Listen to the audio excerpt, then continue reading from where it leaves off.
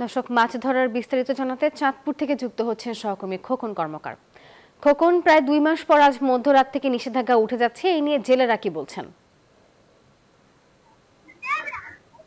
ধন্যবাদ নাফিসা। চাঁদপুরে পদ্মা মেঘনার 2 মাসের ঝাটকা সংরক্ষণ অভিযান আজ মধ্যরাতেই কিন্তু শেষ হচ্ছে।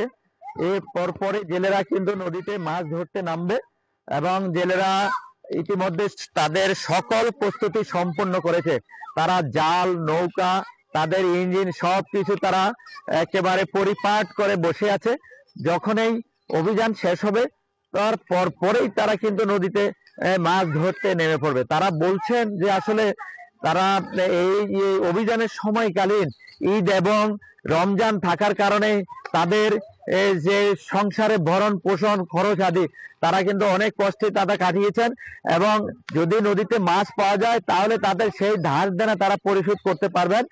এছাড়া আমরা মৎস্য কর্মকর্তার সাথে আলাপ করেছি, তিনি জানিয়েছেন যে এবার অভিযান মোটামুটি সফল হয়েছেন এবং সরকারিভাবে 10টি স্পিড বোট বরাদ্দ থাকায় তারা অনবরত অভিযান তারা করতে পারছেন, যার ফলে বান্ডেল থাকলে প্রতি সেনমানিতে টাকা বাঁচবে।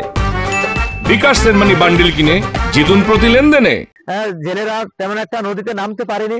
যে সকল জেলে অসৎ আইন অমান্য করে নদীতে নেমেছে তাদেরকে আটক করে জেল জরিমানা সহ বিভিন্ন মেয়াদে তাদেরকে সাজা দেওয়া হয়েছে এবং তিনি আরো আশা করছেন যে এই অভিযান সফল হয় এবার ইলিশের উৎপাদন বাড়বে বলে তিনি আমাদেরকে জানিয়েছেন।